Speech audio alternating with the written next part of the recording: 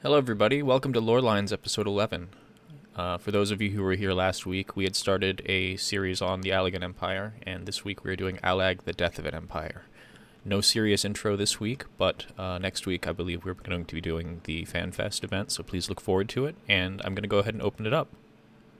Welcome to the party. Thank you all. I'm excited to talk about Allag. Missed last week. I'm covering, and I'm happy to be here. I'm Ayumi, and I like to talk about Allagan Tooth Fairy rats.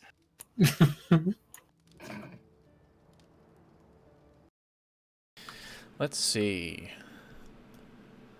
I think last week we ended on a teaser note. Yes, we did actually. Yes, actually. Sorry, that was my cue. So, let me pull up my mic here. So I'm going to go ahead and review the last paragraph that we left off on, the previous one, so that we can get an idea of where we were. Let's see.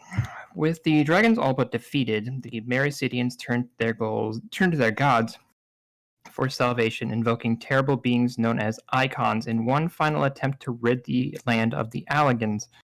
While there is no record of any icon currently primal summonings in Meridia prior to the Empire invasion, immediately following the fall of Bahamut, multiple tribes were simultaneously successful in calling their deities from the ether, suggesting that a third party may have been involved in the passing of the specific knowledge required to do so. So that, of course, suggests that a third party may have been at work. I think we can all guess which one that was. Yes. The summoning of primals given to beast tribes, of course, was actually heavily implied to and referenced in the Realm Reborn storyline as given by the Asians. So now we're going to move on to the paragraph that we are going to talk about this week. Of these icons, 3, Sephiroth the Fiend, Sophia the Goddess, and Zervan the Demon, or the Warring Triad, as they would come to be called, would prove the most problematic for the invaders from the north, temporarily driving the Allagans back to the Meridian coasts. A furious Zonde demanded a solution from his imperial cadre of mages, threatening to kill a man a day until they fulfilled his seemingly impossible request. How could one rid the world of a being that could simply be resummoned to the moment it was slain? In their desperation, the mages turned the very enemy that they fought for inspiration. And before too many of their brethren had succumbed to the Emperor's wrath, they discovered a new branch of spellcasting which would ultimately become the roots of modern summoning, and utilized it to neutralize the power of the Warring Triad by imprisoning them instead of defeating them outright. That's a lot to take in. Mm-hmm. So I'm going to start with Koran, since he wasn't here last week, and I want his thoughts. Yep. So I actually want to start with Sophia and refer to Koji Fox's interpretation of the lyrics he made for them in 2016 at that fan fest. Unfortunately, that video is not on YouTube anymore because it was a paid stream. But in that, he said that basically where Sophia came from was there was a family, they lived on the coast, and the father went off to fight in the war, and he was killed. And so they shipped their uniform back to the family, and the mother completely fell apart. She started abusing the girl, and the girl started praying and looking for an answer. And this is where I assume that the Asians were kind of involved in kind of influencing her and giving her the tools she needed to make that summoning happen. And Sophia was like, well, all you got to do is, kill your mom. And so she did. She killed her mom. And then Sophia was like, great. Now that you've killed your mom, you should kill yourself. And she threw herself off the cliff and died. And so that was kind of Sophia's thing was, everything will be balanced if we just wipe out all life. So I thought it was kind of Fair trade. interesting that even though they were summoned to kind of protect them and restore what they had before the Allag War of Liberation, they didn't really help in a way that was very intended. I think there were a lot of unintended consequences to the summoning of the Warring Triad. Of course not. Of course there wouldn't be. Almost every primal summoning that has gone throughout history has had some type of drawback or catch to it. Let's go with Thou next.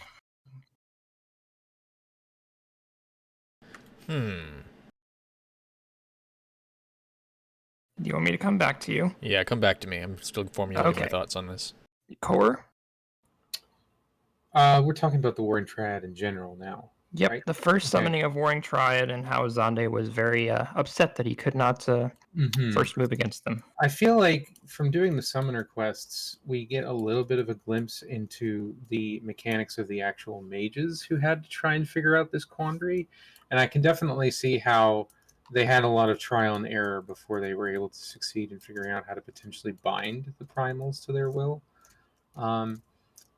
They might have been able to take inspiration from, like, if let's just say for a second that the Asians were playing on both sides, Emmett in Allag and presumably maybe La Habrea or someone doing things of a manipulative nature like we just talked about with Sophia, that one of them could have come to the mages and been like, here's a hint as to how to actually like deal with this problem, because we're creating it and we're not going to tell you that we're creating it, but we're going to like, push you in that direction to cause a little bit more chaos, a little bit more hopelessness, because once the primals are gone, you're going to succeed in conquering Meridia, which is in line with what they probably wanted at that moment. In terms of the actual triad itself, though, they definitely strike me as products of desperation that definitely backfired on both the people who created them and the people who enslaved them. All right, Meowth. I'm actually not sure what to say regarding the Warring Triad. I mean, it's complicated for me as this. I mean, I think everyone pretty much has covered what I had in mind, but there's something about the Warring Triad that's something weird about it. It's as if I'm sorry. I'm thinking about the Warring Triad, and all I can think is a Fiend's lyrics, and and it's like, well, I feel like this is important because they kind of made us. If you wanted to do the Void quest, you have to go to clear the Warring Triad. And of course, there's Nuke Alliance and stuff. But aside from that, I think it's deliberate that they're bringing the Warring Triad back to the topic. I mean, it's not mandatory, but for people who want to clear content, it's needed as of now. And they're kind of reminding, hey, if you want to get more story, you have to go through this. And it's not just a way of kind of reviving old content, but directing people towards the direction they want to for preparing the grounds. And that's the thing that kind of bugs me with the Warring Triad. It's kind of there is something that you can just grasp right now, but there's something relevant, and that's there's like a deeper meaning. Yeah, I mean, I can say what it is. It's as if, I mean, well, I kind of get the idea, because I've been saying the thing about the World of Ruin for 6.0 for a while now, and Ayumi has to. It's and the Warring Triad. Just saying. Yeah, and the Warring thread is kind of tied to that, but otherwise, I feel I don't know. I'm not sure. It's just something that it's in the back of my mind telling me the events that and the Warring thread themselves. I mean, not the primals, but the circumstances. I think they're going to be irrelevant. That's just. I mean, yeah. All right, Foul. I'm actually glad she brought up the lyrics because we had some discussion on this a couple of weeks ago. We have it periodically, but whenever they use capital word she in their lyrics, we kind of raise an eyebrow. I think I'm going to post Just these in one. chat really quick. Okay.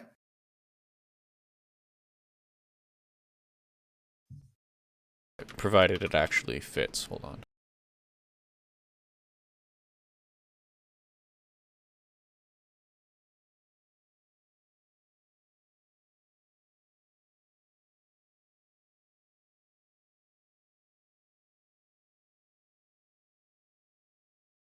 Meanwhile, there's another thing with the Formatting's bad. Warring thread. Yeah. Meanwhile, just another thing that Neela in chat kind of reminded me of. It's the themes and philosophies that are behind the Warring thread as well. That's quite Sorry, I can't. It of, won't work. another kind of worms. Not working out.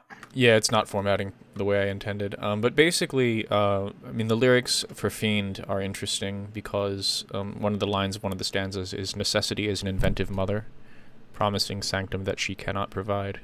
She is the hand that rocks the cradle, the wind that breaks the bough and leaves you to die." A lot of times when we see capital SHE, we're thinking of Heidelin, even though in this stanza they're actually talking about necessity as a metaphorical mother. It still kind of makes you side-eye the whole venture here. That is interesting. I didn't look at the lyrics for Fiend all that much.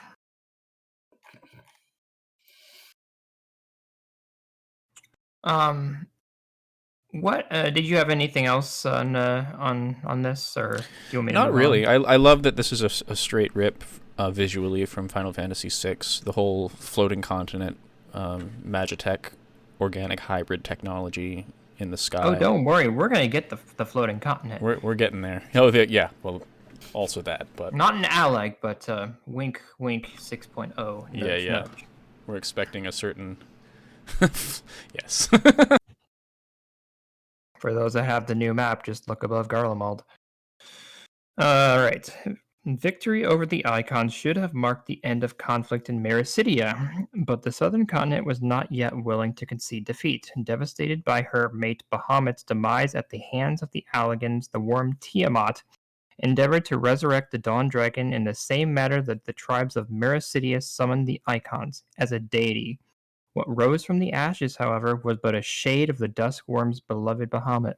Twisted with rage, the Great Worm unleashed his fury on the Allagans, erasing almost immediately any advantage the Empire had seized. Here is where we get into 5.5 stuff. Excuse me. Did the lore book actually call Bahamut the Dawn Worm and Tiamat the Dusk Worm? They called Bahamut the Dawn Worm, and I can actually screen cap you, Meowth. The worm Tiamat endeavored to resurrect the Dawn Dragon in the same manner that the tribes of Meridia summoned the Icons, as a deity. What rose from the ashes, however, was but a shade of the Dusk Worm's beloved Bahamut. There you go. Azim and Nama The twin just come to dragons. mind. Thoughts? Oh, for fuck's sake. You thought I had more, but it was ideal. It was ideal. Let's start with you, Meowth, because you're itching to say something. Oh, she has come to this. Let's do it. Nice, we have an F-bomb count? Nice. I'm. Well, how many counters do I have already? Doesn't matter, say something. Okay, well, I was actually saying when we just said Tiamat is the Dusk Worm. and there's this patch called Death Unto Dawn. It's kind of Bahamut is the Dawn Dragon whose lunar version we killed this patch, and then there's Tiamat being the Dust Dragon. I feel like this meme of the guy making connections. It's just of course, this is. I blame not the Square Enix store not shipping to Spain, because if not, I'm sure I would have gotten these lore books a long time ago. I'm Now also getting. I want to bash my head into my laptop. Just download the PDF. I'll send it I'm to you. getting. I'm getting the sense that from what Meowth just said that there's also a little subtext of the sun killing the moon. The sun killing the moon. That is a good analogy, yeah. Meowth, anything else to say, or shall I? Go on. If something comes to mind aside from this state of shock right now, Core, you're up. Well, I kind of just said the one thing that came to mind, but I guess the other thing would be also that that gives me Azim and Nama vibes a lot.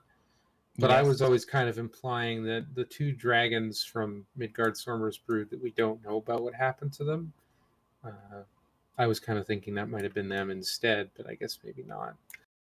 It is an interesting thought. There were 7 dragons in the brood.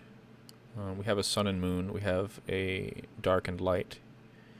Ratatoskr was of song. I imagine she was water, perhaps. Yeah, they all represented something, like an element or a celestial body. A lot of important characters in this game's universe have that connotation. Cobron, let's hear it. What I think is really interesting about Bahamut's summoning is it's really the only primal we see that summoning is initiated by an unsundered being. So Tiamat, being from the Dragon Star, is a whole being. She's not sundered like the rest of creation, pretty much on the source. And so I think because of that, that lended a lot to the power that we saw, but also because the dragons are not innately summoning creatures. They weren't like the ancients. They were unsundered, but they didn't have that capacity to create and to summon things on the Dragon Star. But coming to this planet, which I'm not going to call Heidelin, we'll call it not Heidelin. Okay. Now have that capacity, and so they, I imagine, had very little control of it. And I think a lot of, like we saw with Gabu when he summoned Titan, that unconscious rage and anger really fed into Bahamut. And as we saw in Eden when the Warrior of Light was summoning things, even though they had a pretty clear picture of what those summons were, Leviathan still came out with 2 heads and Titan was a car. So Yeah, Here's an the car. ATV. an ATV, sure. Fow. Sending a document to Meowth. Oh.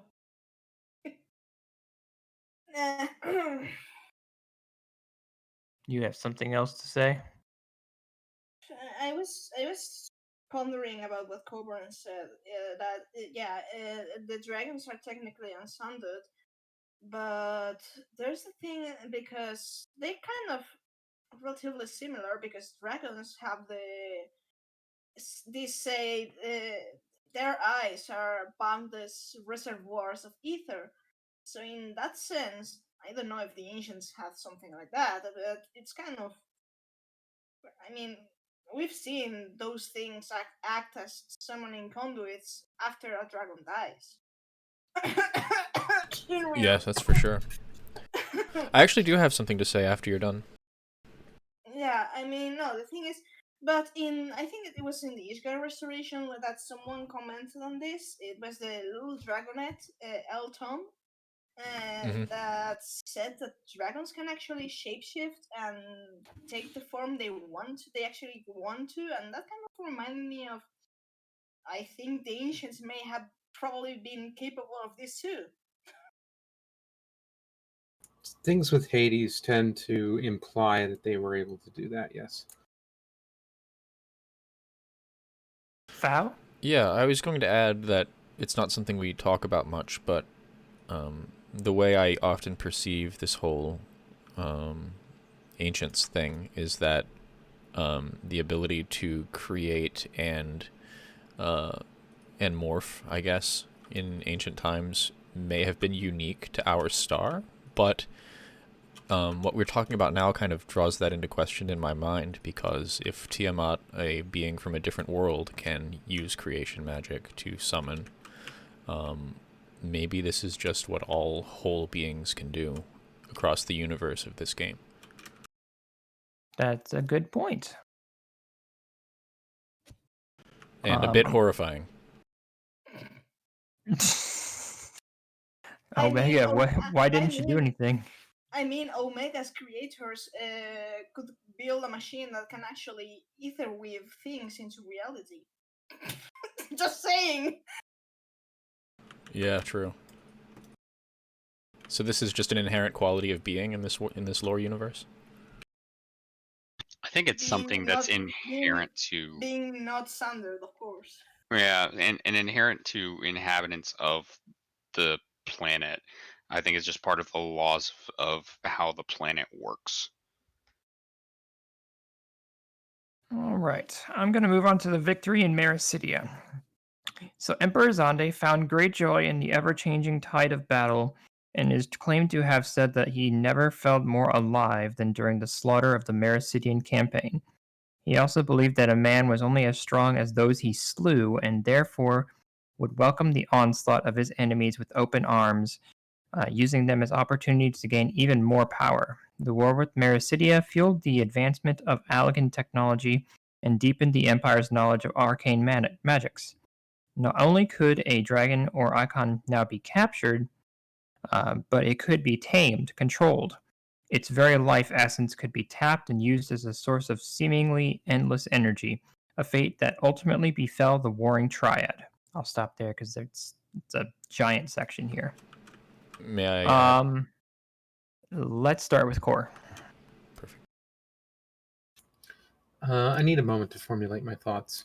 Okay. Who has thoughts right now? I have thoughts. Foul has thoughts. Foul's thoughts go. Okay, so last week we discussed whether Zonde is Zonde or not, and this bloodthirst just leads me down the path of Zonde is not Zonde. Be careful. And what else was there? Oh yeah. No more eco-friendly power from the sun. We're going with eco-friendly power from souls. Very eco-friendly power from souls, which we'll be getting to. And what he decided to tap into next. Cobran. So I kind of agree with the whole Zonde is not Zonde at this point. We see Zonde go from someone who is trying to create a legacy and really do the best for his people. He was a conqueror, but I don't think he was a sadist, which is really what we're seeing here, unless something drastic happened. Maybe there was a possession or something of some kind, or maybe Azande's clone had been put into his position by now. I'm not sure, but I feel like once there was a victory in Meridia, Zonde was kind of like, okay, I need to push these boundaries even further. Let's break reality and see what's through there. And so I don't necessarily think that this is the same Zonde who, initially rose to power.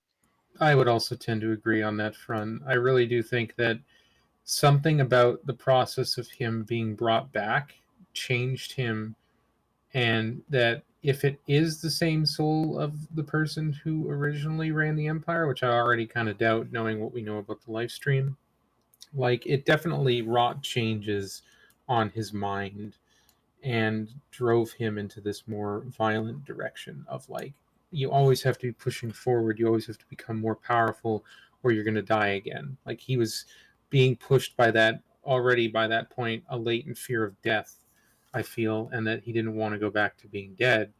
So he was like, I have to keep pushing every boundary I can so that I can outrun it. Shadow Meowth. Do you think there may be a connection between in the first tale of the shadow in Hades' first tale of the shadows with the phoenix that happened because a stray soul wandered into a vessel that wasn't theirs, a soul with fear of death, and it was an accident. Do you think? I mean, at this point, I think it's safe to say that Santa's soul is not in his resurrected body. Do you think that Aemon may have screwed up, that he put a different soul in there and implanted Santa's memories and caused disruption? And this is basically the Phoenix 2.0. It could even be reflective of whatever might be going on with Fandaniel as well. Could be. A conflict between mind, body, and soul.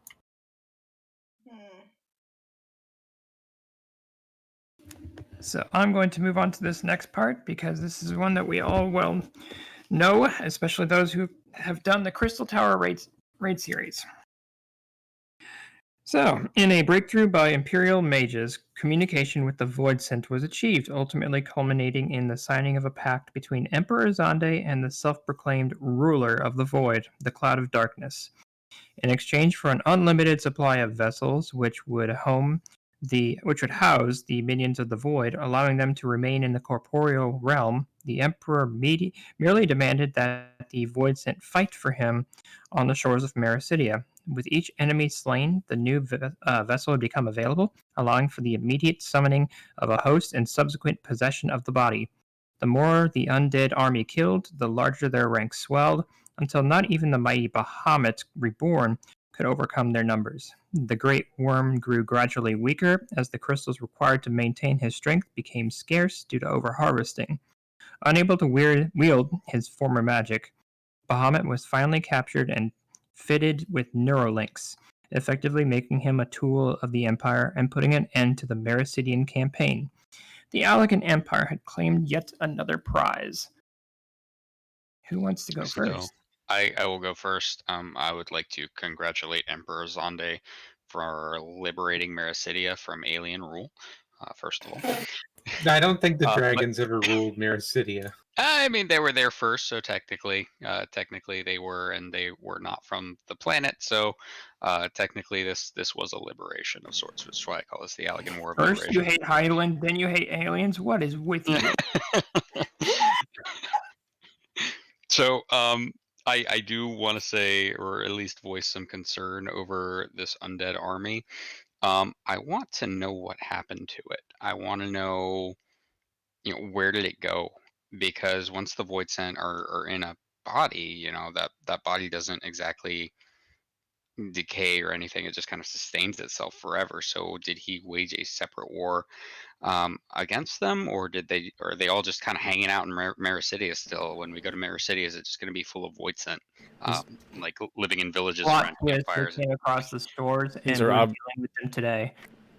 It's obviously the gentle dead men. You know what? I would buy that. I would be totally Honestly, okay with that. what I could visualize, if we're going with this, I did it! If we're going with this kind of metaphor, I could totally visualize there being different kinds of Void Sent that do different things. So there could totally be like Void Sent that just look at you and want to kill you, and then other Void Sent that are like, oh yeah, I'm happy to interact with you, like the Gentle Dead Men, who are even comedic or whatever. Yes, and in the lore book itself, it actually splits Void Sent out into 12 different. It says hierarchies, but I like to think that each one fills a different niche. That's quite the flex, if you know what I mean. They simply flexed on the Meridians, and they were like, "Damn, No, Those no teeth. thanks. Maybe Midgard Swimmers from Monster Hunter. Let's go with Core next. I think that it was pretty impressive that they were able to achieve the conclusion of the war against all of these primals, and especially Bahamut, but it definitely reeks of Ascians playing both sides so that they can get the outcome that they ultimately wanted. And that they were probably envisioning Bahamut as a useful tool for bringing about a calamity. So they were engineering these events from the start. Oh, totally. Let's go with Shadow Meowth. Do we actually know when exactly Dalamud was launched into the sky? Because Dalamud was meant technically to be a prison for Bahamut. So if this is so, this should be around this time, yes? I think it was shortly after this. I think it wasn't a prison, but a battery. Yeah, it was a Well- battery. It was a little bit of both, honestly. Sure. Well, whatever. The thing is, if this is when Dalamud was launched into the sky, then this is when the Outlander, between quotes, went to the Asim step to set Dalamud and Azizla aloft. Yeah, this was literally right before the Calamity of Earth. Because we don't actually know when, or do we? Do we know when Azizla was launched into the sky? A specific date? No, I don't think. No.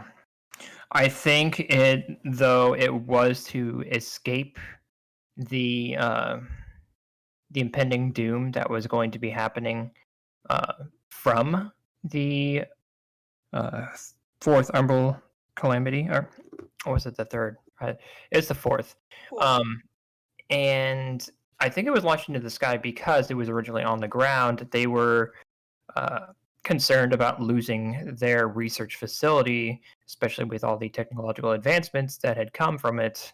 So they had launched it into the sky along with many other significant points of interest and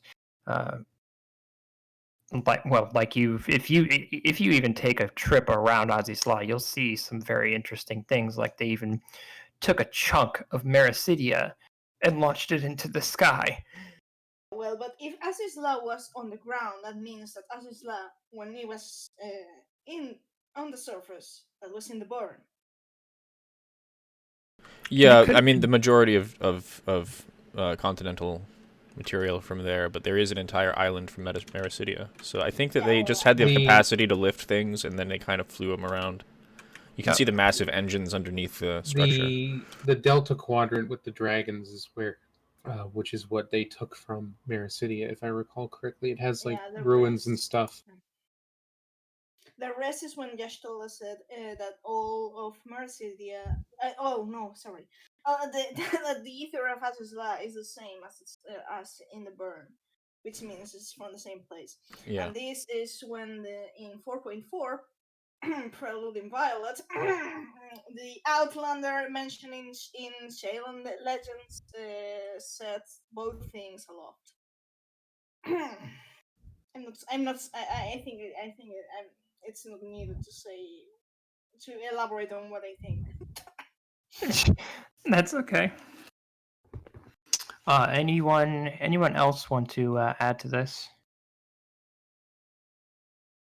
Nope. All right. I'll move on into the fourth Umbral Calamity. Meridia had fallen, and the Empire was now at the largest it had ever been in entire history. The Emperor, however, was unable to savor the victory over long. War had quenched his lust for blood, but with the end came a sense of emptiness. Experiencing death had shown Zonde the very limits of life, and he would be no longer satisfied with the mundanity of reigning in a time of peace. An obsession with slaughter and destruction tightened its grip on Zonde's mind and slowly drove him into madness. His following orders would only serve to prove this. Before we advance further, is there anything people would like to say about this? It's a pretty fairly straightforward paragraph. Nothing really. This at this stage is starting to kind of remind me a little bit of Xenos. Just a little bit.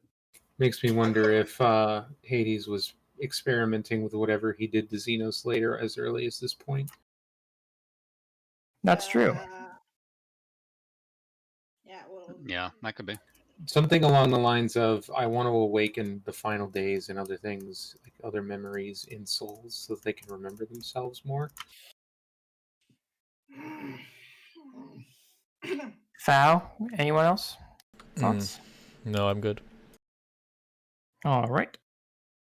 The Emperor bid the encapsulation of the neuralinked Bahamut in a massive iron sphere. The sphere would be launched into the heavens and set into motion around the moon, where it would use the worm's affinity to fire-aspected ether to gather energy from the sun in a form of more concentrated than the weak rays which make their way to Heideland's surface.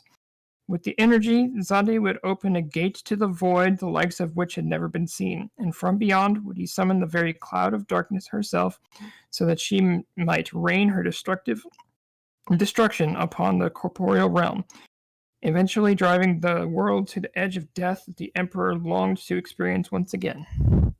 So this is interesting. Who wants to go first? He's obviously off his rocker at this point. Meowth, go.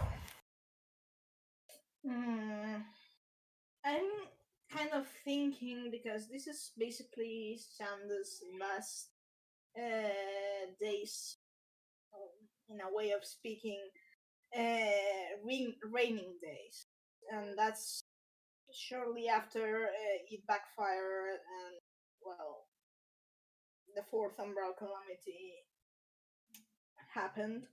But we know this is kind of stepping into Bodgia, but we know that at this time Bodgia had already gotten their hands on the Save the Queen, which for those who don't know, Save the Queen is not just an Orosite blade. It's also the steampunk paraphernalia, the wheelchair that's a Falagan design. And in the files, it's hinted that someone that may, of course, the Bodjans couldn't have possibly infiltrated Allag and stole such a thing. The files hint that an Allagan renegade, or for someone that had no longer Allag's favor, had taken these things and gifted them to the Bodjans.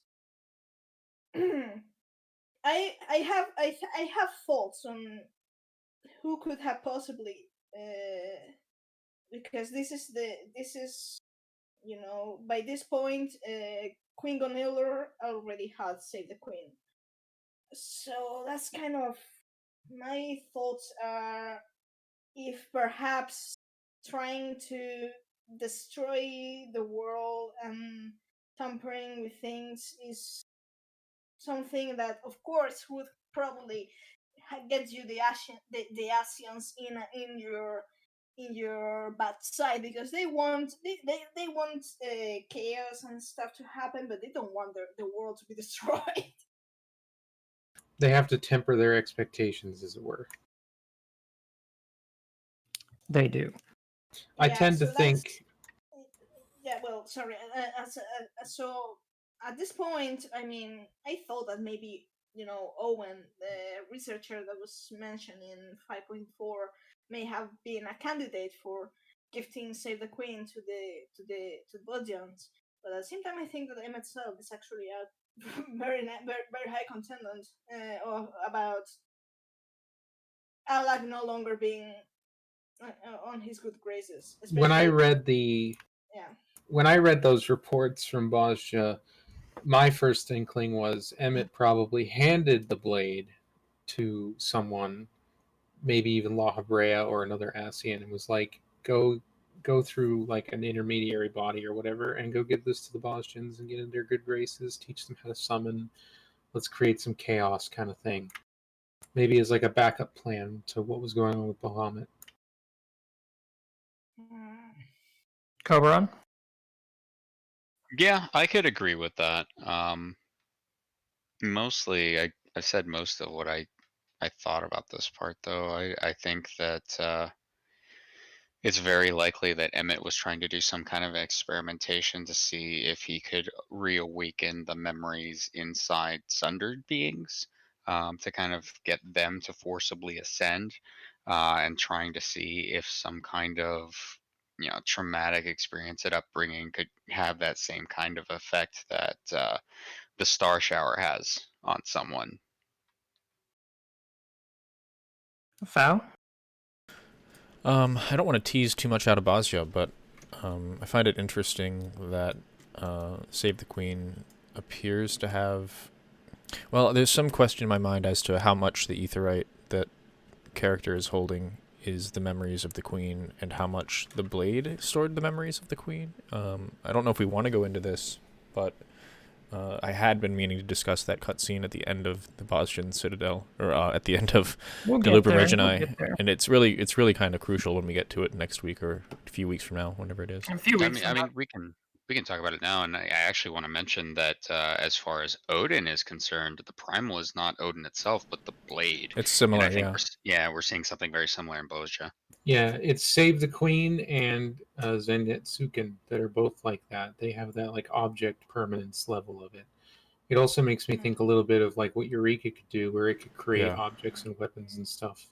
It almost acted as an object itself, or at least something that mimicked creation magic. That's actually a nice thing to tease out. It's been so long since I've completed Eureka, but was Eureka an Allag artifice? I believe it's a primal. It was a primal that I believe was attached to something that was intended to contain it.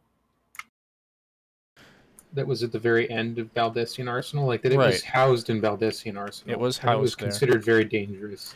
Well, it's interesting because all of these soul weapons are actually the bosses in BA. That's what they are. Like you don't we have Odin in the open world in the trial. We have Raiden inside Baldessian Arsenal. So these might have been manufactured that way, including Save the Queen. Just something I thought of now. Mm-hmm. Mass-produced primal weapons or objects that were able to, like, you could just ready make a primal, hand it to people, tell them it's a god, convince them by just showing it to them, having it tempering them and stuff, and then it's like you're good. Good to go. I just want to point out that I'm not. The jury's is still out on what the hell actually, if MacLeod willingly did something to Xenos. We don't. My cat, sorry. Meow. We don't. The jury is still out on that one, and I kind of disagree with the general perspective. Not saying it's not impossible. It's just that it doesn't ring true for me. But you know me. It's just that I think perhaps it's just giving too much credit to Ametsolk, but I feel like it's not about tampering with souls. It's more like Zonde, as of now, is actually gone from power of the sun to power of the souls. And I don't know, if you were the Lord of the Underworld, would you actually would you actually be fine with that, leaving that to a madman? I mean, I Probably not. just I think there are plenty of Asians, though. Yeah, that's true. Very true. So, here's a question I want to ask you all. The Royal Allag bloodline. We all know that Zonde was the emperor. Would the Royal Allag bloodline extend to just his heirs, or the ones close to him, the ones in the family?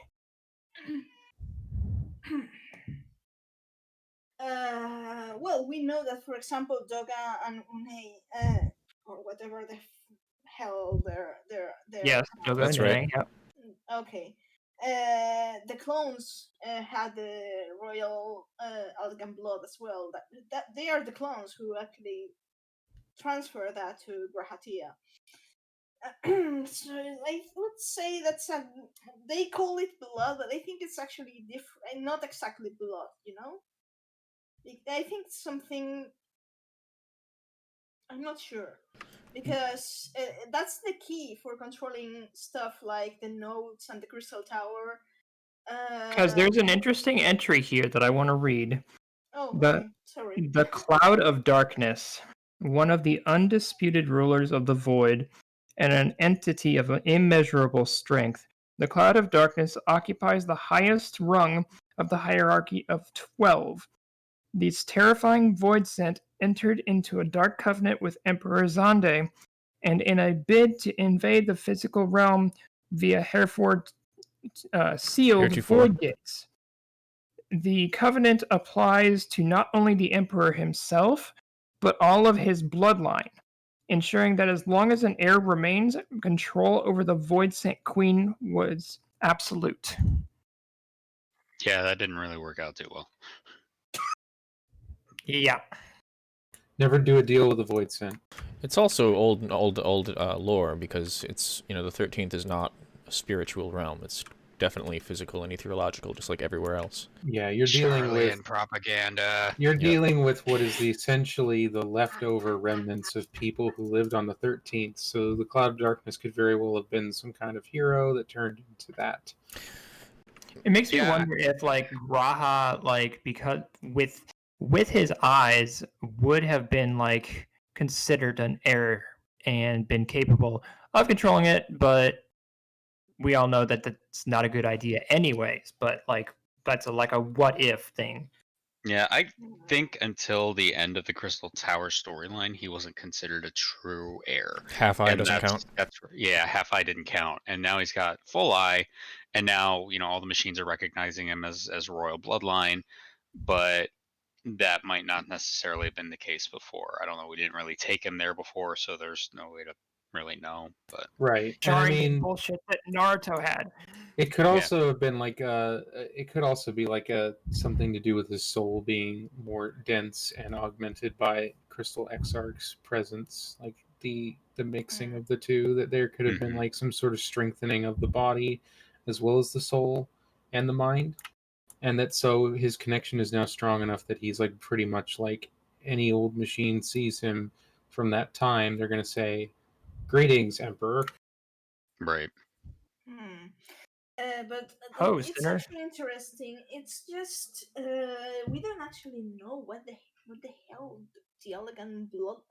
They call it blood, but I think it's more complex than just that because I mean the reason this is 5.3, okay?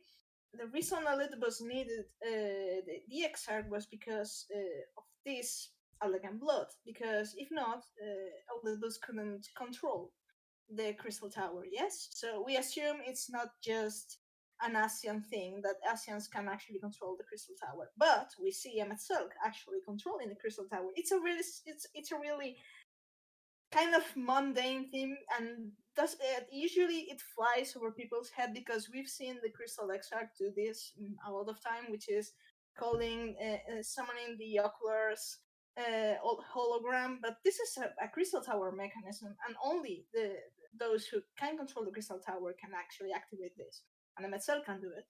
So that's kind of the thing that makes me believe is this something that Emetzelk pass on the Allag royal bloodline somehow? That's how I At think as all? well. I think Yeah, of it that way as well. that's a very good point, and that I think lends a lot of weight to the idea that he was part of the royal bloodline. Yeah, he may not have been in the throne at any point, but he certainly was probably involved in those circles to the point of being a part of the family, as it were. And he Last probably week- engineered it that way. Last week I did make a comparison because we were debunking the Amon hypothesis, but the way original Zonde is described is very similar to the way Solus is described in the founding of the Empire. So I'm not saying they're one for one, but I did find it interesting that even though the Amon hypothesis I thought was very weak, rerouting that to the original body of Zonde is feasible. It's considerable at least. think, anyways, I think makes me wonder. This is tinfoil hat, okay? It makes me wonder if because as of now we're relying on the spirit vessels because they have Graha's blood. But makes me wonder if we somehow lost this stuff, would Asam's crystal work? Because that thing is scrapped from Emetzel to magic. If Allagan's blood, if the Allagan real blood was scrapped by Emetzel, would it actually work? Because they have the same blueprint, the same kind of unique. Well, I guess that depends on what you mean by work. Like, we don't know what it's capable of in full as a stone. That's why I said. So what would it trigger? tinfoil.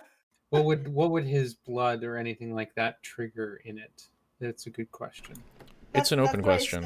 That's why I said tinfoil. But it's just because I mean it's worded like blood, but I think it's not. The way, for example, we see Dogan and Une transfer the thing to Graha is more like a red. Like a red burst of energy. It doesn't look actually like blood, you know? It's some sort of failsafe against losing the lineage, you know? Like, if the branch family needs to take over because the core family's dead, then the clones can attribute the full power to the remaining. It can also be transferred to people who is not of the strict bloodline. That's how Graha and his ancestors got it, because they're Mikoti. They were not originally born of the royal family. It's just that their blood kind of was transferred to them and makes them apparent legitimate heirs. You know, I don't know if I'm making any sense. So let's move on to this next part. As soon as I adjust my mic here. I think that's good. I think. Okay. So, unsurprisingly, very few Allagans shared the same twisted aspirations as Zonde, and seeds of unrest quickly took root. Independent resistance cells joined together to form an army which drove the Mad Emperor and his few remaining loyalists out of the Imperial Palace and into the Crystal Tower. Unfortunately, this maneuver was too little too late.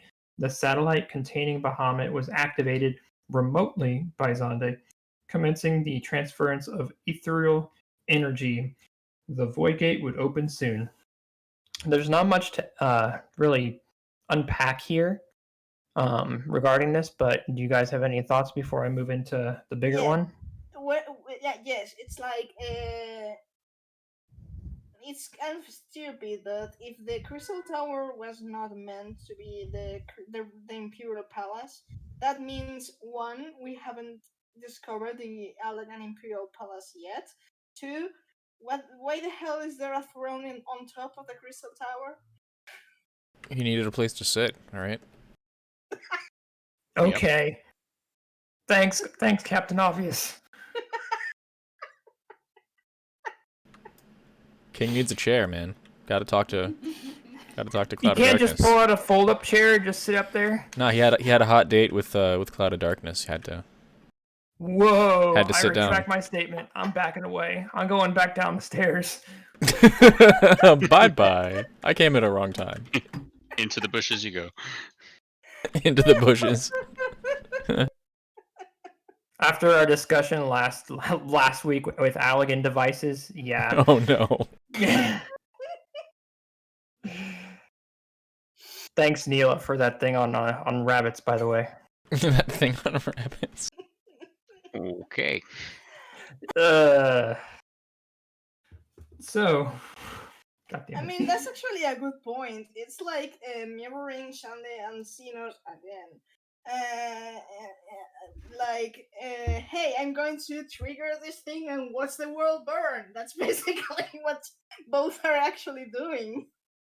It actually made me laugh a little bit off mic. Zonde has Zenos Pose and vice versa. Yeah, kind of. Yeah. Don't go for one hand lean, go for two hand lean. Yep. Well, it could be that they are the same fragment of a soul. That's true. Have people thought about it that way, though? But technically, assuming a stray soul or something went into Shandy's resurrection, that's not very. It's not that long ever since we defeated that Shandy. So by then, Right. Xenos was already born, unless Shandy was soulless, in which case it would be the soul of the original Shandy, who was not exactly the same person we're dealing with, which is kind of. I think it's meant to be a resemblance, but unless retcon, it wouldn't make sense. I mean, That's fair. Yeah. Moving on. Go ahead. I want to say that it's nice to see that the common people of Allag weren't really okay with all this stuff that was going on. But I think a lot of it had to do with the very, very, how do I put it? Not draconian, but very tight measures they had on information in the Allegan Empire. So as far as any kind of information getting out about any atrocities that were going on or anything that might adversely impact the population were very buried, a lot like what we saw with Owen, where his research into tempering was pretty much shut down. He lost his position, lost pretty much everything that society values. And so there was a very big incentive for people to keep their mouths shut. So, moving on to this next part. Yet it never did, for Zonde and his technologists had made a grave miscalculation. While the tower had been fortified to endure the increased energy flow, the land upon which it was built could not withstand the sheer force being applied to it. Bastia. In a matter of moments, the ground began to crack until it finally crumbled away, swallowing the crystal tower and Zonde with it. The Resistance's victory, however, was short-lived. The crystal tower's collapse triggered a chain reaction of tremblers which shook the entire realm, crippling mountains and literally tearing the land asunder. In mere moments, the Allagan Empire was laid to waste. Yet even as the crystal tower was sinking, Emperor Zonde's most trusted aide, the technologist Amon, invoked powerful magics and halted the flow of time within the structure. The tower and its denizens fell into a deep slumber. Meowth, go. Me? Why? You're already thinking of things. Go. Yeah, that's the main reason the Amon equal Emetzel is mostly debunked. I mean, this is Amon himself being frozen in time and not said it's a clone or whatever. So yeah, that's first point. And second, it's said it's shattered. The fourth Umbral Calamity mostly shattered the realm, which I assume it means, as usual, the 14th equivalent of the United States, the Pilgrim and Earth. Wow. Everything happens there. Be it an alien invasion, tornadoes, zombie apocalypse, everything happens there. But I mean, it's true. But we know that the effects of the fourth Umbral Calamity reach as far as Bogia, because it was for stopping this earthquake and the destruction that the people of Bogia sought Queen Goneldur. So yeah, it's not just. I mean, it says no. It's just affect the Eorzea. In this case, we know at least the effects were more widespread, which at least Bolgia. I don't know. I mean, we don't know exactly how big was Bolgia, but back then, because right now we only know Bolgia as a city state, but it's implied it was a greater kingdom, but in those times. So, yeah. I mean, at the very least, it seems that it got past Aldernard and creeped into Ilsabar territory. So let's go to Coberon. I don't really have too much to add at this part. What about Foul or Core?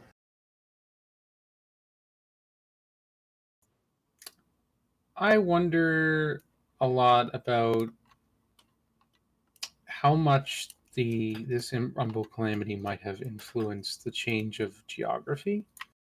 But that's about the only thing that comes to mind. It's just like, unlike the previous calamities, this one feels like it would have probably had a much more dramatic effect on the geography of the environment, especially Silver Tear Lake, which I believe at that time wasn't even a lake. No, it probably wasn't.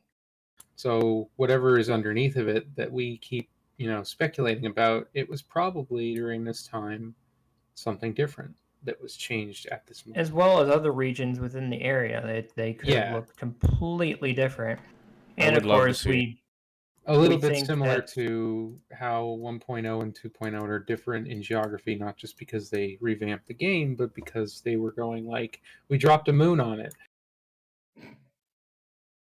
Well, and also like how people theorize that the source is Amaurot's. How the first has Amaurot, and that geographically it would kind of make sense to put it near. What is it? It's not Upper Lenosia. It's what, lower? No. I feel like it would put it near Aleport, basically maybe. northern Aleport. Western I would have thought it would be more likely to be out in the ocean, like the Rotano Sea, or potentially further north towards where Charlayan is, older Charlayan. Probably. I don't like that one. On the first, it's north. It's really west of Yulmore, in the sea. Yeah. But it's unclear how far in the sea it is, except that the Bismarck goes down right off the coast. So I think if I may, I think it's kind of not exactly safe to say Amarot was located in some place that right now is beneath the sea. Keep in mind that Amarot in the beta script, it was going to be named Atlantis, and going by the same reasoning of placement, let's say that, for example, Vilbran and Aldenar are Europe. There's the New World to the west, and in the middle there's the Atlantic Ocean. If the city had been named Atlantis, it would have been exactly there. Uh-oh. Can of worms detected. Right. Let's open it. I'm gonna revert back to topic instead of going all Atlantean on you guys, but because I will one day. Amarod is the kind of place to make you think of Atlantis, Rapture, Relea, and New York all mixed together under the sea.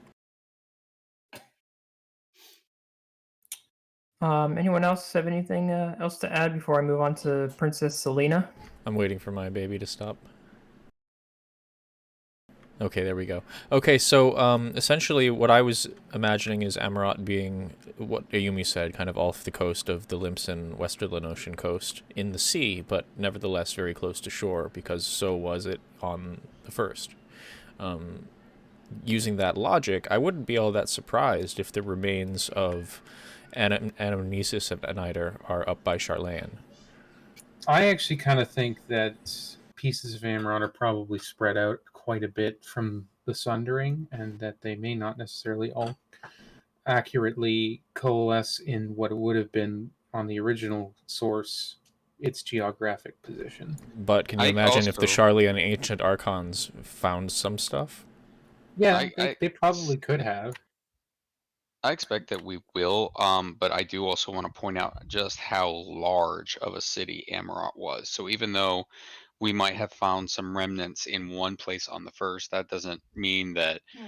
you know, half a continent away we're not going to find more.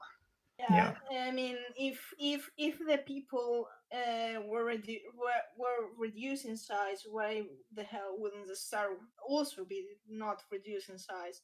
I mean, what probably a mile. I'm talking miles. I should be talking kilometers, but anyway. What a mile may have been for them was probably way longer for in our scale, for example. You mean in the Roman sense? The pace? Kind of. Number of feet? Yeah, I mean, distances were probably larger. Everything was probably larger. I mean, what the hell? So yeah, I mean, I think it's probably that it may have shared this space, but what you know the standards of a big city are not the same as for the ancients as for us as of now. So it may have spawned Amorod as back then, the space between Vilvran and Old Charlian. It could be. I mean, it's entirely possible. Like, can you imagine a city that big? Like, Yeah. damn. Like, I that mean- would actually kind of accord to what it seems to be, certainly. I mean, the ancients were already bigger than us. So And it was implied to be like the capital of the star in a sense, not in like an official capacity, but a place that everybody wanted to go to and visit to learn and better themselves. Makes me wonder. Makes me wonder what the hell happened, because we only know of the ruins of Amarod, but what about other ancient cities? Yeah. I'm sure we'll things find not out been about those found? too. Hopefully we'll learn more about them. I hope so. Yeah. And So how I'm gonna much, move on just to keep us on track. That's fair. With the Crystal Tower buried, a civilization which had almost completely relied on the Crystal Tower's energy to function was plunged into utter chaos. Machines ground to a halt, lamps fell dark, lines of communication and transportation were severed. Those who served on artificially levitated employment sectors such as Ozzy's Law were suddenly trapped. The flow of supplies upon which they relied for the maintenance of their facilities dried up. Without the energy and manpower to keep them in check, the chimerical aberrations contained in these quarantined areas escaped their cages and soon turned on their creators. Realizing the control would not be easily regained, the floating islands were quickly abandoned by the remaining Allagans. They would remain uninhabited by all but the chimeras for 5 millennia until the rediscovery of the dawn of the 7th astral era. Umbral Calamity. Since you talked first, why don't you go first? Damn it. No, it's just as I was listening, the thing that machinery shut down and all the thing that, because it was all powered up by the Crystal Tower. I mean, it's not exactly the same, but it is the same. Like there was a power short. Well, whatever. The magical flow was cut, and everything went to hell, and that's basically what happened in the 8th Umbral Calamity, when the Yes, Black Rose it did. drained literally everything of power, and Garlean Magitech being one of the things it drained too, because Magitech being Magitech, of course, it's powered by ether. But in this case, go ahead. No. It was in this case the cause was the Crystal Tower's absence. A deadly gas, but was the situation is kind of a mirror. It is a mirror of the 8th. Coberon. So yeah, I want to absolutely agree that the parallels between the 4th and 8th Umbral Calamities are undeniable. But one thing I do want to point out is these are both calamities that were instigated by Emmett Selk. And so this seems to be a hallmark of his style of calamity, to make a civilization singularly dependent on a specific kind of resource, and then using that resource to instigate a calamity, which is also what we saw in the eighth with Black Rose and Ceruleum. That's a very good thing to point out, actually. Core or Foul? That definitely strikes me as a very reliable way of creating a calamity. But I also got the sense from our previous discussion on the Allagan Empire that if Emmett designed the Allagan Empire with that in mind, he probably also, at the back of his mind, was trying to create something that he could use to judge the worth of the Sundered life, and that the two of those things are not necessarily mutually exclusive. Basically, if they were going to be worthy of being the new stewards of the star, they would need to have these resources on hand to help support them for the absence of creation magic. But that could very well as easily be used against them if he later turned out that he was disappointed with them, which, from our discussion last weekend, he probably did become disappointed with them eventually when, prior to Zandy's return, they had become lethargic and complacent, which he did not really. I don't think he would have really appreciated that situation. Like, you always have to be dynamic and creative and stuff in his mind. So with that in mind, he was definitely going to be like, well, it's time to pull the plug. And so he literally did that in this convoluted manner that we see. Yeah, and going back to our discussion last week, just to re-summarize, it was basically something like this. If the people use their super nukes against themselves, they fail the test. Exactly. It doesn't really account for his bias. He certainly would have been already biased towards the Allegans, just like the Garleans, as tools, people that he was looking at as inferior, malformed creatures, but at the same time, he still wanted to give them a chance on some level. You know, that's an interesting thing to point, if I may. It's very Go quickly. The thing that giving them this is a resource that you can use for the good of your people. That's actually true in both in the elegant in the Crystal Tower, Power of the Sun, the Ceruleum in the case of the Guardians, and in Ilmore it was the power to control Sin Eaters. If they have wanted to, they could have averted many things. But then again, shit happened. They were always given the chance to do something better, but the implication was always that they were going to do something worse. You can't blame the guy for actually knowing that that would happen, because that's exactly what happened. I'm handing you a gun, and you can use it to hunt and get food for you and your people, or you can use it to conquer Yes. other people and take their food. And they that's always what they ended conquer. up- They always conquer. So, though the worldwide calamity had claimed the lives of the majority of the Empire's population, including those of the royal bloodline, there was one descended from Zonde I who survived the quakes, the young Princess Selena. Sharp-witted for her age, the princess was quick to realize the true implications of the fall of the circus tower, and the fact that it had not been truly destroyed, only buried. While the spire served to trap the horrors within, it also served to preserve them. Lacking the means to destroy the tower, she instead chose to utilize the power that had been granted her via her ancestors' most unholy pact. For as long as the blood of the Zonde line remained intact, there would ever be a force by which they could keep the cloud of darkness under control. Utilizing the remnants of the Allagan biotechnology, Princess Selena transferred her bloodline and the power it held to a trusted ally with hopes that it would endure until it was again required. Proof of this power became known as the Allagan Eye, and can still be seen today by many of those with ancestral ties to the Makote Seeker of the Sun G tribe. There's the Allagan Eye. Question, answer. Cobron. I made a sound, so I gotta go first. So I think, again, this is another example that even though Emmett Selk sets things into motion at this point, that he doesn't have complete control.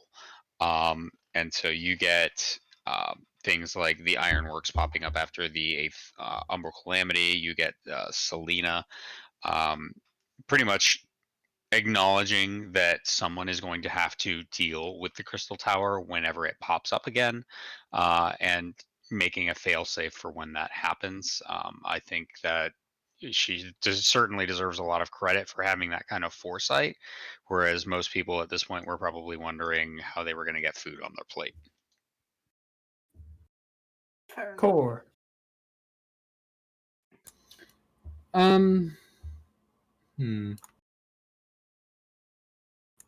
I still need a moment to think. Foul.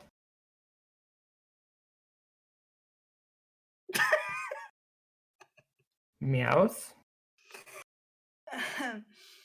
Yeah, I mean, I'm not sure if exactly being in control really mattered to Emmett Silk, because he's known for pulling a very well thought plan after plan after plan, backup plans to infinity. should one of these things or something happens, as we've seen in Shadowbringers. But I mean, in a sense, I wouldn't think it's a bad thing. I mean, the calamity was already done. There was already a rejoining, so why should he care? I mean, it was, if anything, was a proof that hey, at least people have, at least some people have are developing, you know, a long-term mentality, you know, because that was basically what Princess Selena actually entrusted. It was not the problem in her face. It was a long-term problem that might arise in the future, and that was exactly what Emmett Till was trying to teach the science in 5.0. So I don't necessarily see it as a bad thing. Anyways, at this point, I think it was it wasn't exactly the main priority, since he would probably already turn his back on Allag. Probably already. Core or Foul, do you have any thoughts yet, or do you want me to continue? I think we're safe to continue. Yeah, I think that everything's kind of been touched on. I guess the last thing I would say is just that it's very much a learning moment for everyone involved, those who lived anyway. Alright, seeking to raise Zonde from the dead, the technologist Amon looked to the first Emperor's descendants. His subjects were Une and Doga, two members of the royal bloodline. Using techniques performed in his dark laboratoriums, Amon created dozens of copies of each. He called them clones, echoes of the original made flesh yet lacking a soul. Thus, these experiments were put to use as weapons when Amon could glean no more from them. There's your Algan cloning technology. Anyone want to go first?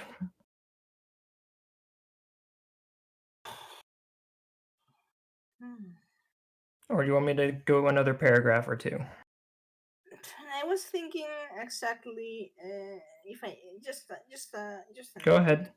I was wondering, because this implies that was something that Amon had devised, or the technologists in Allag had designed, but it's not actually really.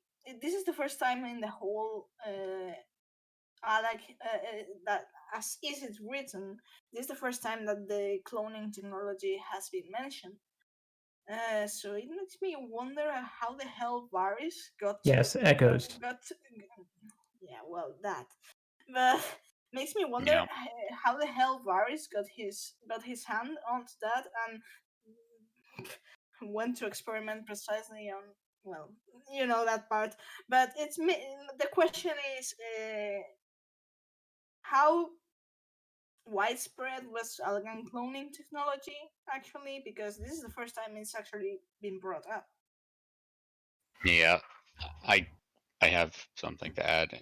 Go ahead. I think that it was not very widespread at all. And when Emmett Silk brings it up to Varys, because when Varys was playing with it, rather, he gives the impression that he doesn't really know all too much about it, other than it's just some amusement. So hey, cool, we can make some clones, some bodies. That's really funny. It's like, I don't know, making a bunch of outfits for poodles or something. It's like, well, that's cool, but it's not really going to help us do what we need to do to rejoin the world. So you go do whatever you need to do. I don't really care. And so when Varys gets a hold of it, he's kind of like, well, I can benefit from this now. And so, good job, kid. You still suck, but but you did this Damn. one good thing. Jeez. So I Mhm. guess I almost Are you catch winning, my, son? No. yeah. Are you I winning, almost son? No. I almost catch myself believing. Yeah, exactly. I almost catch myself believing. But I just got the very impression that cloning was something that, even though it was something they had perfected, it wasn't something that Emmett Selger, really the leadership of Allag, particularly cared about. Yeah, that I seems mean, fair. the cloning technique is it's interesting, and it actually, I mean, Emmett Silk kind of tells Varys that, the thing, you really have a twisted streak, Varys. Like run, run. Well, the thing. But it's actually interesting to me. Like, of all people, why the hell is Varys cloning Emperor souls? I mean, one reason is script convenience, of course, but there's the thing. Why? For what reason would Varys would actually do that? I mean, it turned out right for him itself, but is there a reason? And then I catch myself thinking, considering Varys's body complexes, he may have wanted to occupy Emperor Celsus himself. I don't know about that myself. I think I Yeah, don't that's know. that's a bit of a reach. Yeah, I but know. It's but just maybe idle thought. well maybe like Empire's kind of fallen apart. We need Buddy back, but even that's kind of a stretch, because I can't imagine the people, given Garlean disposition, I can't imagine them being very happy to have the original Emperor back in young. You follow what I'm saying? Like, it's the whole Ascian reveal thing, and they're hiding that for a reason. I don't think the Guardians would have been very pleased, that Varys has been tinkering with the founding father in that manner. Right, I that don't too. think so. Well, there's a lot of things about Solus they wouldn't have been prepared for or liked, so it would have been expending to their children too, his children. Anyone else before I continue? It's funny how even discussions of Allag inevitably reach back to Garlemald when we talk. A lot of, because it's all a common thread. It's kind of a given, I guess. It's all because of Allag and how far its history reaches into all of the civilizations after it. I mean, it was a star-wide civilization. Yeah, we mentioned that last week. It's the one example. It's probably the high point at post Amarant of anything that mortals have ever accomplished. In real world history, I would say it's analogous to Rome and how that heavily influenced Western civilization. In that sense, yes, but all obviously not, not in the structure or culture, but in the sense of in the effect that it had. Though Une and Doga both supported the Emperor's second ascension, they learned of his descent into madness with horror. They gave unto two clones their spirits, a measure for if they themselves failed to thwart the Emperor.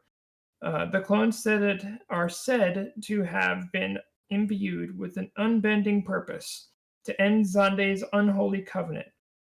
Before the original Une and Doga could prevail, the Crystal Tower entered into an eon-long slumber. When it awoke from the calamity, so did the two clones within.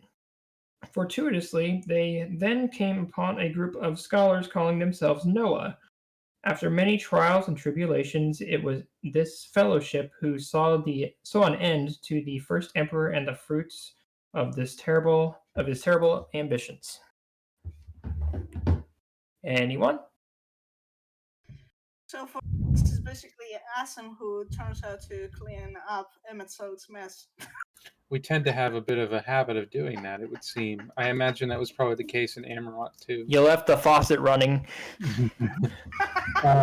Azem's role really speaks to, I'm going to put out fires wherever they are, even if they're created by the convocation, doing something that we shouldn't be doing.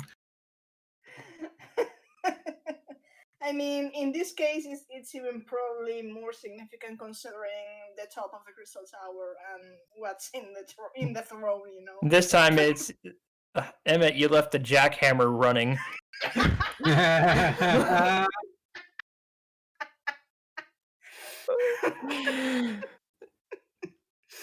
Oh, I think right now there are many things like to call on him and like, hey, you left quite a number of things running. Can you please come solve this thing? Anyway, No. Yeah, sure. The fifth one, you left the freezer open. It's the word of light calls, and Emmett Soak's like, I'm not sleeping, I'm dead. Leave flowers and get out. Yep. So that is actually the end of the Allag entry in the Eorzean lore book. So we still have a good 30 minutes or so to kind of speculate and kind of reflect back on Allag's legacy. So who would like to go first, or has I would. like? Go ahead.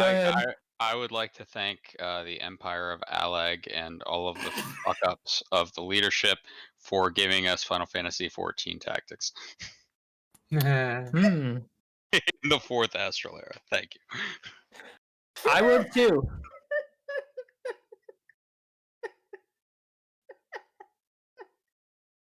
I mean, without them, we would have never got the Evilise raid, so... Thanks, dumbasses.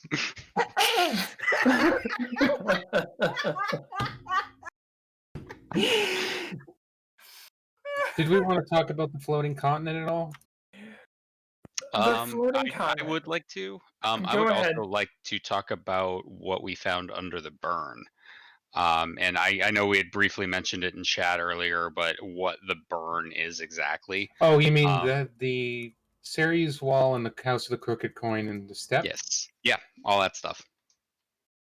Go ahead, Cobran. So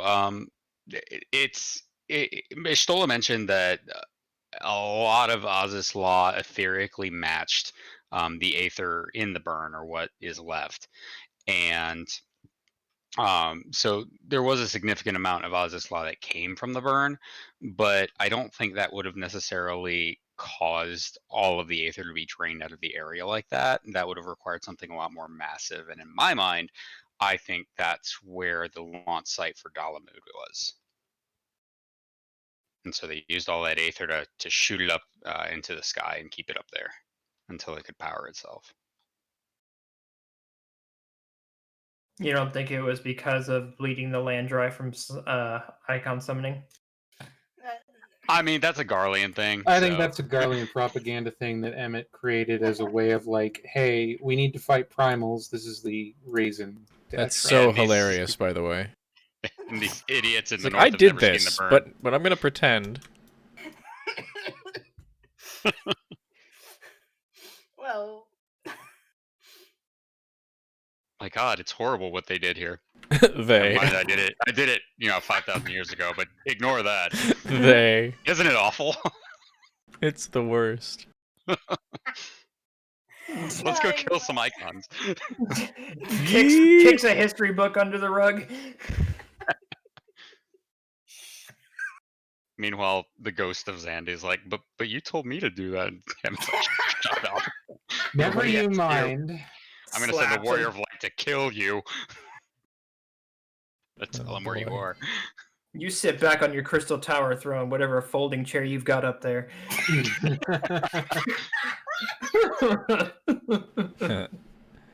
I touched. All right, let's wait.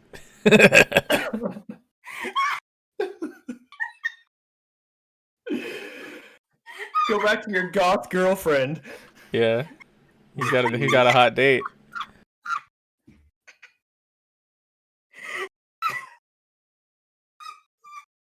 Can somebody figure out a way to cleverly insert the huge girlfriend meme?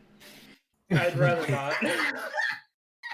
I mean, if we were doing like some kind of AU where it was Azem with M itself, like in the reverse, like, and having a big Azem, maybe. Maybe. And now that that folding chair is a housing item, so hey Zonde. Well, now you can have a crystal tower house and just have the folding chair. I'm actually doing Right an there. exploration run of the burn right now, and I'm always struck by this huge sand waterfall and like how destroyed this area still is. Literally 5 eras later. I mean, all we got to do really is just summon something there, and it'll be fine. Yeah, we can eat in it. Yeah. If I excuse Although we'll need an Eden to make it work. That's me. true. Oh, well, now we know what an Eden is. We Can we recreate one. Can we clone enough Grahatias to move Yeah, we'll just- Eden to the source? In the light bulb. We'll just Or we toss could- them into the summoning chum bucket. And, Go ahead, Meowth. Go ahead. Maybe clone No, Mitron for good measure. I just wanted to refresh your memories on 4.4. The patchments contributed. What? And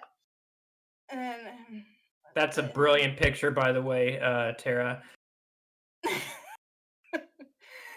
The thing is that when we go to the Asim step, and that's when Hien tells us this Shayla legend about the Outlander who came to their lands, and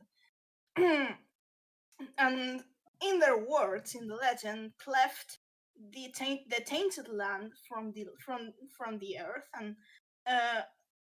and set aloft an offering of blood to the heavens, which was Asisla and Dalamoth being the offering of blood because being red.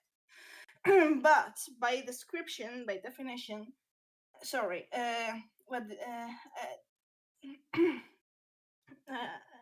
what part did you not understand, Neela? Sorry. Apparently, well,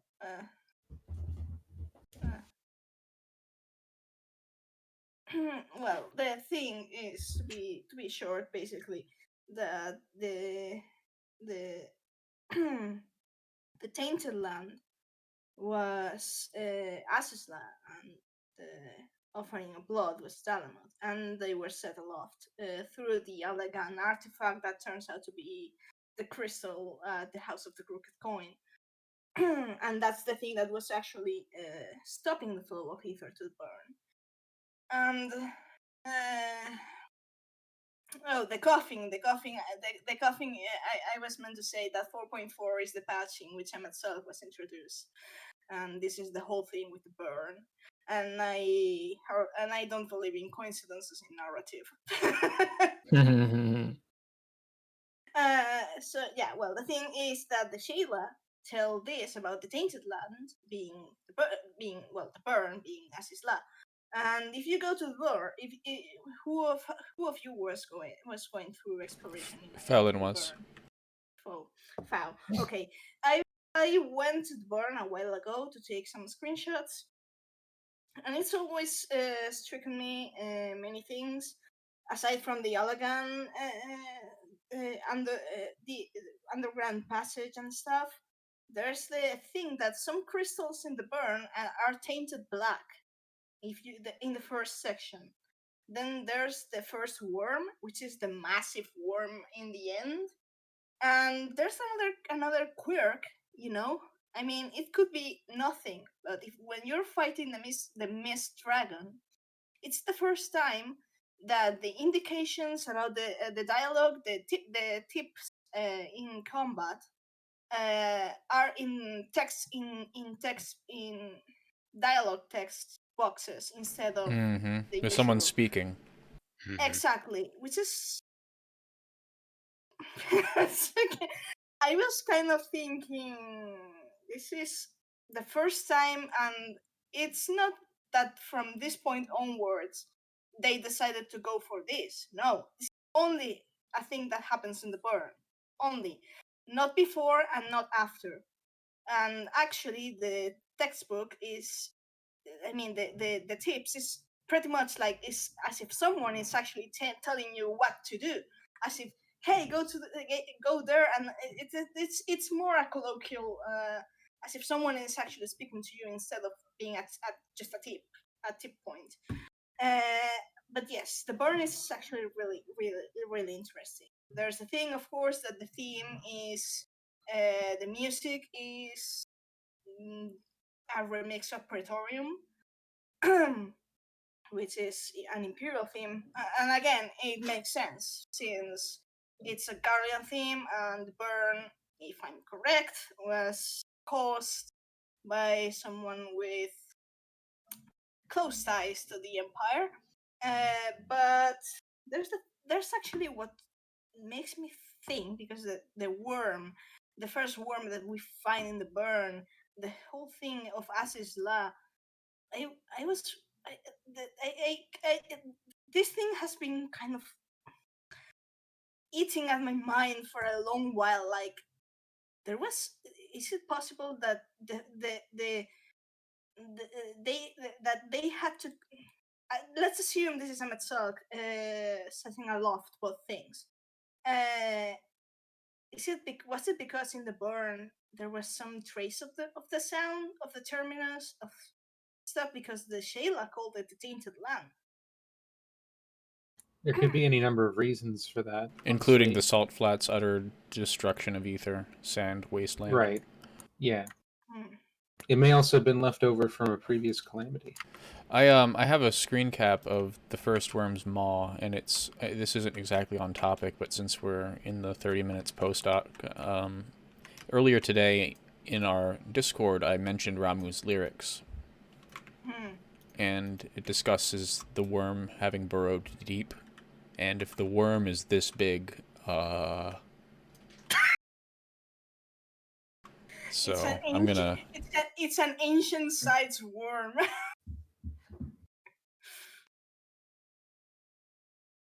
Let's remember too that Shinryu, the OST for Shinryu, is called the Worm's Tale. Yes. Also, I think in Shinryu X, the thing you have to hit him, like the core, is called the Worm's Heart. But it's no, you're right. You're totally right. Yep. Yeah. Yeah. Concern. Yeah, I don't have any deep thoughts on this, but concern is definitely the vibe I'm getting. Concern face for sure. Yeah, I mean, I think there's a lot of Allag that and the thing is about of Allag is, yeah, we know that then comes the fourth Umbral era and the whole erase this thing, but it's kind of, it reminds me a lot, like we said before, that Allag was the closest thing to the ancients that has happened in the source ever since the Sundering. Yes. It was like after that, it was almost as if the same thing happened to them in terms of being erased from history. Like, I'm suspecting some external intervention, something like, this came too close to something I don't want to be known. Let's go and erase that.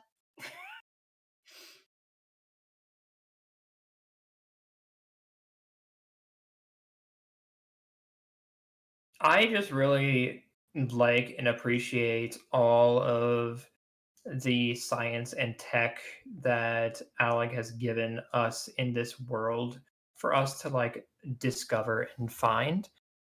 Not only because it is integrated in with the story, but because you can literally fly around, and I highly suggest people do this too. But you can fly around in the ARR zones and Heaven's Ward zones, sometimes Stormblood zones, not Shadowbringers, but you can just find bits and pieces of their remaining influence and technology just kind of strewn around, even in the smallest bit. For instance, the Ragnarok class starships that they used.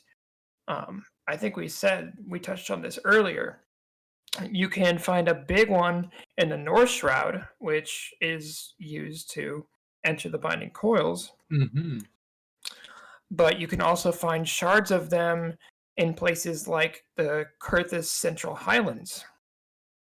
And you can also see the inside of what would have been its engine, one of those Ragnaroks, in third coil. Yes. That's the thing you actually The elevator, jump down. the bouncy room with no the enemies. bouncy room with no bosses. enemies. Well, no bosses. Yeah, that's basically one giant engine for Ragnarok class starship. Speaking of coils, there are remains of those in the Eyrie in Nehog's there. Yes, I was trying to remember if it was the Eyrie or if it was Somal. But on the way up to the boss, you can see an Allag ring, which is kind of baffling because obviously Nidhogg is waging a 1,000-year vendetta. It's not even a war, it's just endless suffering on purpose. Like, keep them alive, keep beating at them. But if there's an Allag ring there, that means that someone escaped from the Allag Empire. So I don't know which dragon that might have been, but it's obvious that there's Allag ruins there. And going back to the Ragnarok class starships too. I mean, there's shards embedded in the mountain in the Central Highlands. There is also a giant shard. It's almost like the side of it is drove into the ground in Thanalan. I think one in Mordona too. There's one in Mordona too. Yeah. To be clear, though, these were the spires that exploded out of Dalamud. Yes, not some extant ancient uncovered ruin, but literally when the thing went poof, it shot out all the ships used to construct it. When Dalamud fell, there was a Ragnarok class starship kind of attached to it, and it fell first before Dalamud hit. Yeah, it's kind of implied that's one of those that is the Space Dorito in Endwalker's logo. I'm on that thought as well. I mean, it's implied. It's not confirmed, but we don't implied, know. Not confirmed. We don't know any other civilization that might have built something aside from the ancients. Perhaps they might have built something capable of traveling to space. I mean, we could just always go to the first and phone up Elidibus in the tower. Hey, you got one of them Star Destroyers on the moon?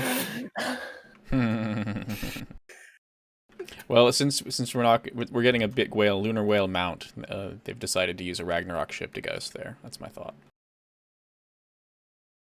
God, I can't wait. I hope we get Graw or somebody, or maybe even Nero to pilot it. Wouldn't that be please. We need more Nero. No.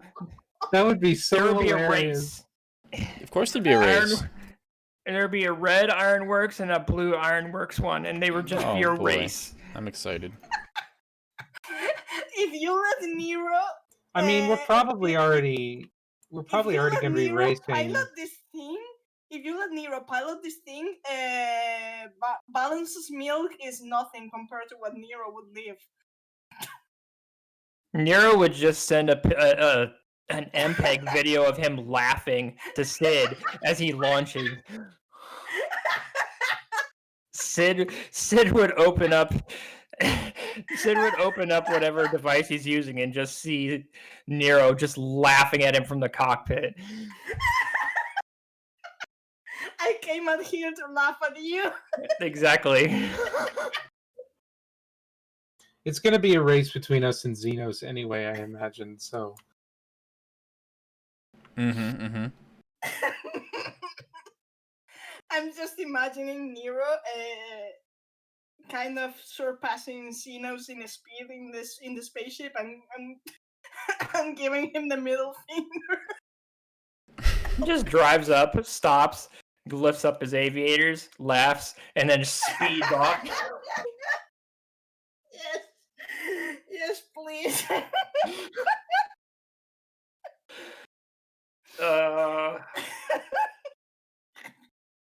I mean, I think we should just leave Nero in Asisla, and that would be his wet dream. I mean, because like what he even like said so. Like, if you meant to scratch the surface of even the technologies that even which eluded the story to Alex, it seemed prudent you need to call on me. So it's obvious that he's trying to learn past the limits of what Allag had known, and then just become kind of like almost a specialist on their technologies. Either by using them himself or enhancing them further with his knowledge of Magitech. I mean, he kind of already did surpass the Allagans in terms of awakening, successfully learning about Omega, for example. He did, and I wonder if that device that he crafted and used for the Crystal Tower was either just of Allagan design or just of his own making. Oh, I think that was handcrafted. Do you now that you remind me of his device? Do you actually remember that thing? You probably don't. The closing scene for the Crystal Tower raids Yes. when Nero throws the device into what the hell is underground. Yes. That thing is meant to get or beep at high levels of energy. And then Nero throws the thing, he walks away, and all of a sudden the closing scene is we hear the thing beeping like hell from wherever it actually fell in the ground near the Crystal Tower. What the fuck is down there? Well, we just went over this today, that the energy stored from within Dalamud shot into the earth and started the fourth Umbral Calamity. So, what indeed would be stuck beneath there? Or could they have been planning that kind of trip to the first all along, from all the way back then? That's a good question. And then that was by actually finding that device was the link that it's not the same device, by the way. It's different. I mean, the device we find in the trench is a gear. It's shaped like a gear. Kind of. You think it has to do with Silver Tear Lake? Maybe. By the way, Nero's own device is kind of a radar-like thing. They're different. It's just for clarification. So yeah, I mean it could be tied to Silver Tear Lake, but at the same time, considering what it is found in the foundations of the Crystal Tower, it could be something tied to the live stream, perhaps. Oh, I see. Just the battery, the underground, the underworld. That's what it's called inside the raid. Yes, it's called the underworld. That is an incredible amount of ether swirling around there. I mean, time-space distorting insanity. And there's the double effect that always trips me out whenever I get inside there. Oh god.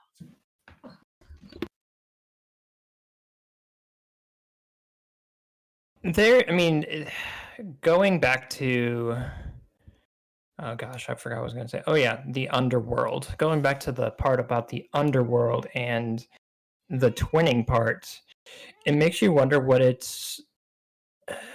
was beneath the Crystal Tower back then to begin with. because didn't Allag what? Allag obviously okay. So Zonde obviously hid within the Crystal Tower in order to avoid the uprisings that had happened during his so-called reign, his second reign.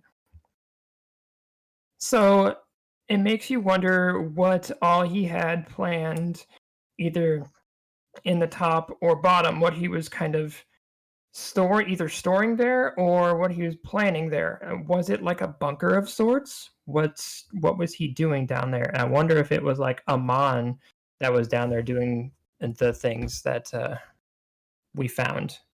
The thing is that when we find, if you are referring to the underworld section, or as it's called in the training, the entrance is the Dark Invitation. Do you remember the entrance of the raid, the Circus Tower? Yep. When we run Circus Tower, we go upstairs, but yeah, with the other part we go downstairs. Twinning starts in the hall when we begin Circus Tower, but instead of going upstairs, we find that the ironworks have actually punched a hole through the stairs middle zone, and that's the entrance to that section. That there's of course a lot of ironworks machinery and stuff, but the whole circle in the middle with green ether, that's actually original structure. It's not ironwork structure, which implies it was already there. Correct. So, right, and that's what I mean. Like, is what do you think that they housed originally? I think it's. I mean, we talked about this a few weeks ago, but I personally think that it's just a tap into corrupted soul ether. Like, I literally think it's the life stream being utilized or corrupted, either drawn in or pulled out. And that's the reason for the kind of double effect that we get when we kind of go down deep underneath there. I think it may be corrupted because this is the tower, the Crystal Tower in the first, after a whole deal of time traveling, space time thing stuff. But the thing that the whole and the thing called the underworld is there. I mean, it leaves a lot of implications there because the Crystal Tower is connecting with the sun, and there in the foundations there is an entrance to the underworld. I mean, I'm not going to say anything for certain. It's just that I don't believe in coincidences. There's fine. No solid answer, yeah. Coveron or Core, you have any thoughts on this topic? Not really. I like Zervon just as an aesthetic primal, but I don't really have we don't really know as much about like who summoned them and why in the strict sense, and we may never find out, or hopefully we'll find out more when we go to the floating continent, if that actually ends up becoming the case.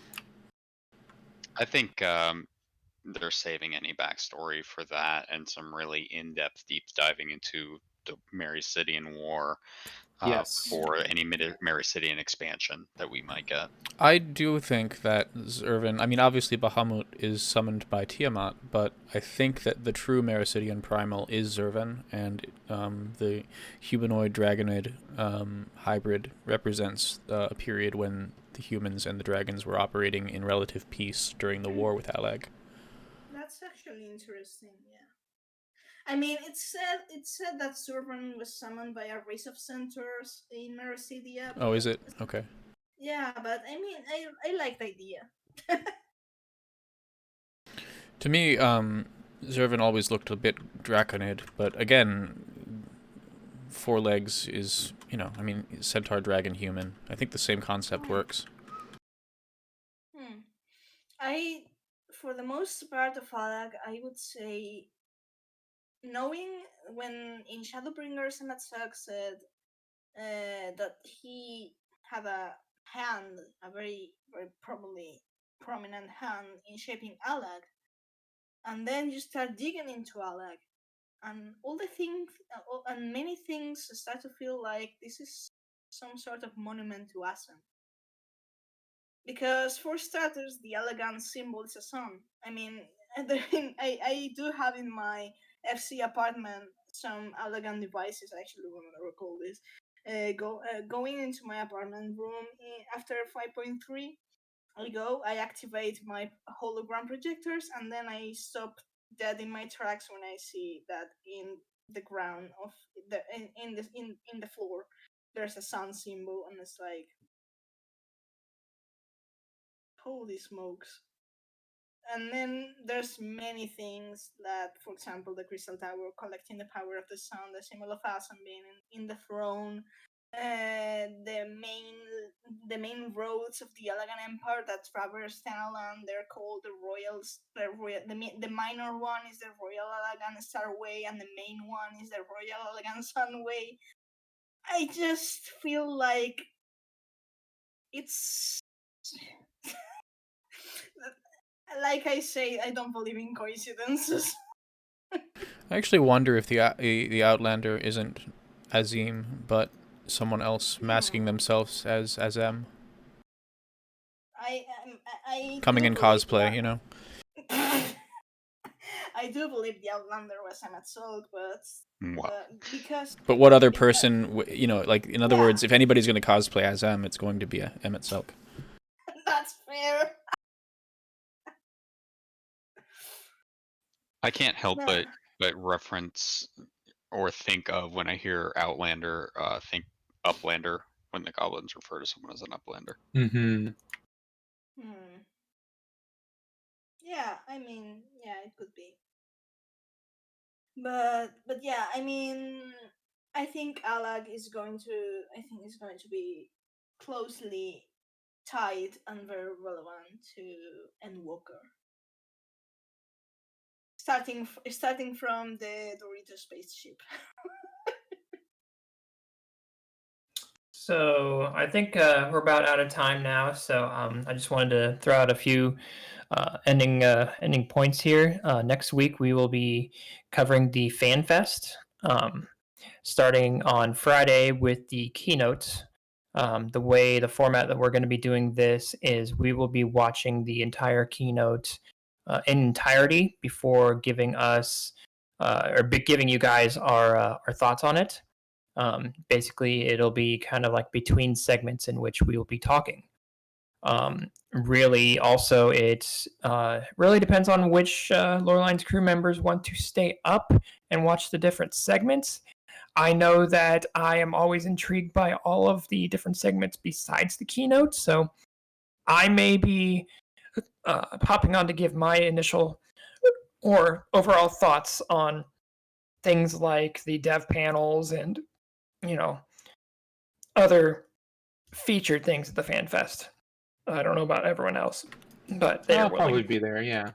I'll personally probably be playing the game as well as being active on the stream. And even though we won't be talking, we will certainly be chatting. So we can either put, you know, the Discord as our main location, or we can chat on the stream page, which would be easier. But we'll definitely be engaging with chat as we go through the whoever's present. But we'll I think our plan is to have a full presence, someone, right?